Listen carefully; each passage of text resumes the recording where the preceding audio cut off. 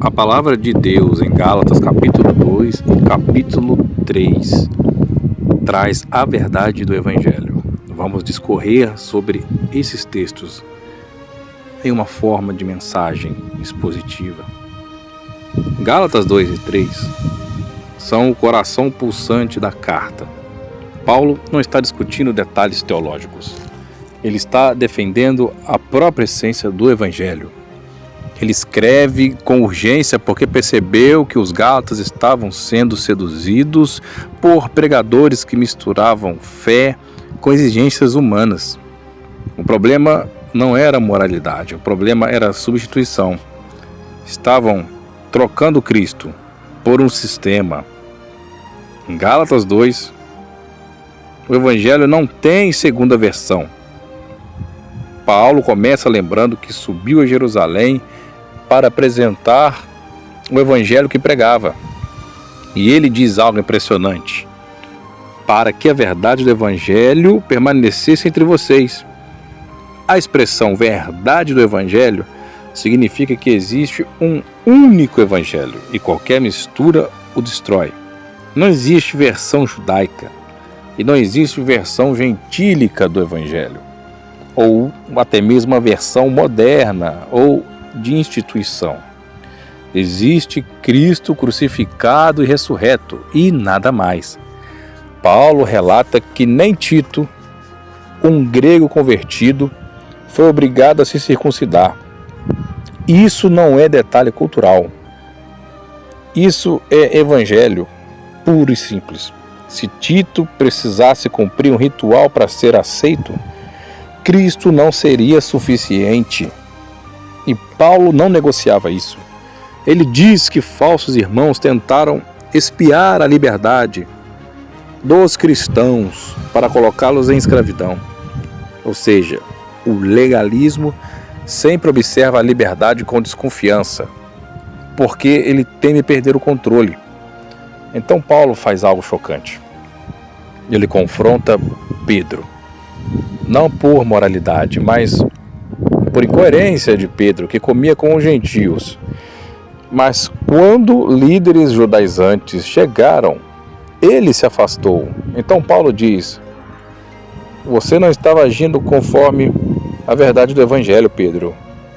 Qualquer comportamento que sugere que Cristo não é suficiente, esse comportamento fere o Evangelho.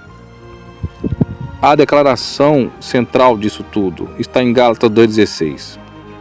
O homem não é justificado pelas obras da lei, mas pela fé em Jesus Cristo. É o que Paulo escreve, uma das frases mais importantes do Novo Testamento. Justificação significa ser declarado justo diante de Deus.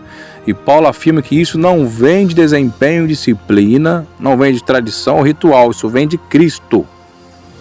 Ele não diz que a lei é má. Ele diz que a lei é incapaz de salvar. A lei revela a necessidade. Já Cristo, ele revela a solução. E Paulo conclui o capítulo com uma frase que derruba qualquer sistema religioso. Se a justiça vem pela lei, então Cristo morreu em vão. Se alguém ensina que a pessoa precisa cumprir algo para ser aceita, ela está dizendo que a cruz foi suficiente, e isso Paulo não tolera. A graça, ela vem quebrando o encanto do legalismo. Paulo abre o capítulo com uma pergunta forte. No capítulo 3 de Gálatas: quem vos fascinou? A palavra fascinar significa lançar um feitiço.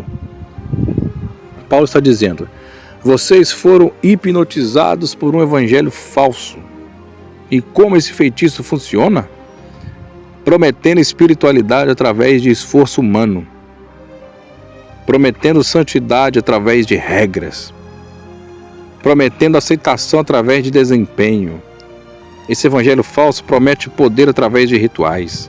Paulo então faz uma pergunta que desmonta tudo: recebeste o Espírito pelas obras da lei ou pela pregação da fé? Eles sabiam a resposta. O Espírito veio quando creram, não quando tentaram merecer.